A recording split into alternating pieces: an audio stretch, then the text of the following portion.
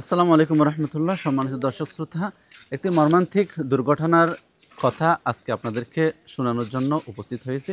সেটি হচ্ছে গারাঙ্গিয়া সোনাকানিয়া ইউনিয়ন ৮ নম্বর ওয়ার্ড সিদ্দিক আহমদের নাতি দুইজন সিদ্দিক আহমদের দুইজন নাতি আজকে এই পুকুরে পানিতে ডুবে মর্মান্তিকভাবে মৃত্যুবরণ করেছে। এই যে আপনাদেরকে দেখানোর চেষ্টা করবো, এখানে ঘাট আছে, এই ঘাটের মধ্যে দুজন শিশু, অর্থাৎ দুজনের বছর বয়স হচ্ছে, দুজনের বয়স 2 বছর করে হবে। এই যে মাসুম শিশু আজকে এখানে পড়ে মৃত্যুবরণ করেছে। একই ঘরের দুইজন নাতি, অর্থাৎ একজনের নাম হচ্ছে মুস্কান আর দ্বিতীয় জনের নাম হচ্ছে সফওয়ান।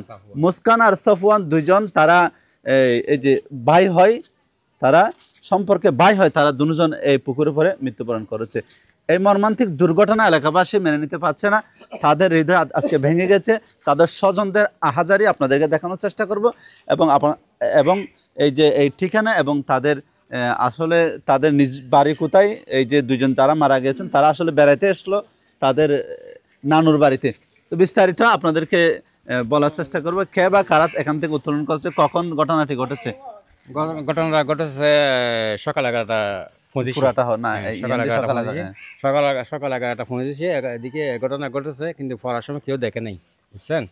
এরপরে মানে আধা ঘন্টা পরে দেখছে যে ছেলে ভাসছে না, খুঁজে পাচ্ছে না বাড়িতে।